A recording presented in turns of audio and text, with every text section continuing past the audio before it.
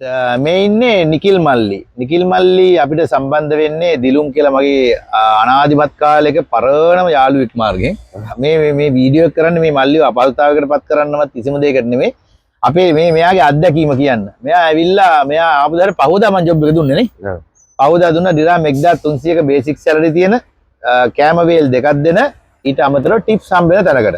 මේ මල්ලිට එතෙන්ට ගියර ඇත්තටම දැන් ඒක මෙයාගේ වැරදක් නෙමෙයි. ගොඩක් අපේ එන ළමයි හිතන්නේ මේ ලෝකෙ දෙන දරාම තැනට තමයි තිලින කියන එක ගෙනල්ලා දැම්මේ. ඒකනේ හිතුනේ. අවංකවගොත් ඒක තමයි හිතුනේ. හරිද? ඉතිලා ඊට පස්සේ මගෙත් එක්කත් පොඩ්ඩක් ඉතින් එහෙම මෙහෙන් කියවගෙන අනම්මනම් වෙලා කොහොම හරි අපි ජොබ් එකක් දුන්නා.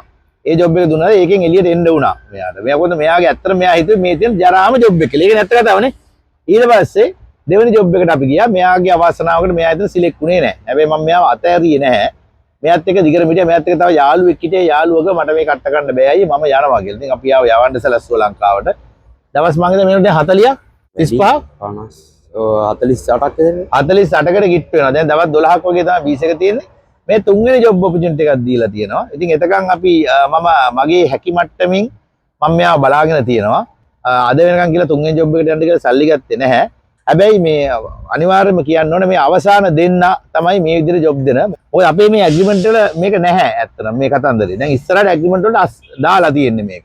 දෙන ජොබ් එකේ අනිවාර්යයෙන්ම මාස දෙකක් ඉන්න ඕනේ. ඒ ජොබ් එකේ අපි කියන සැලරි එක එතන එකමඩේෂන් වල ප්‍රශ්නයක් තිබුණොත් අපි එතනින් ළමයා එළියට ගන්නවා. ඒ ඇරෙන්න ළමයා ඉන්න බෑ කිව්වට කිසිම හේතුවක් නිසා අපි ආයතනයක් විදිහට ආයෙ ළමයින් එළියට ගන්නෙ නැහැ.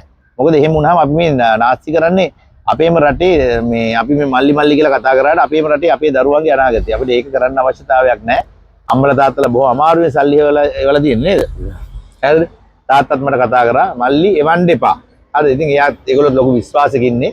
ඉතින් ඒක නිසා දැන් ඔයා කියන්නකො මං කියපකට බොරු නම් බොරු. ඇත්ත නම් ඇත්ත. බොරු ඇත්ත. දැම්මා ඉතින් ඉස්සල්ලාම දැම්මා. මේ අපි තමයි ඉතින් හිටියේ නැත්තේ. ඉතින් දැන් අර පොඩ්ඩක් ඉතින් කට්ට කන්න බෑ දෙයක් තේරෙන්නේ. මේ ඒත් ඉතින් අතෑරියේ නැහැ කොච්චර එහෙට මෙහෙට අයියේ ඉන්න බෑ කිව්වම ගන්න එනවා. අනිත් පැත්තට මෙහෙමයි කන්න නැහැ කිව්වොත් සල්ලි දානවා කාපම් මෙහෙමයි කියලා ඉතින් මාර විදිහට සැලකුවා ඉතින්. මාර විදිහට මගෙන් සැලකුම් ගන්න ඔයා එන්න ඕන රස්සාව කරගෙන හිටියා නේද? හරිද? දැන් හරි වැඩේ වෙලා තිනවා. දැන් කිසි ගැටලුවක් නැහැ. තව පොඩ්ඩෙන් ඔයාලා ජොබ් එකට යනවා අලුත් තැන. ඒකෙත් ඔයාට වියදමට මේ තියෙන්නේ පළවෙනි මාසේ වායේ කැම්බීම සල්ලි. හරිද? ඒතකොට පළවෙනි මාසෙන් මෙස් එකෙන් ඔයාලට කැම්බීම ගන්න පුළුවන්.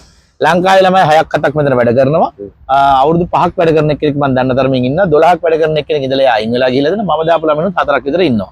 හරිද? ඉතින් ඒතකොට එනවා වැට්ටි කරගෙන ඉඳලා තියෙනවා. ජය වේවා තුන්වෙනි පාරට.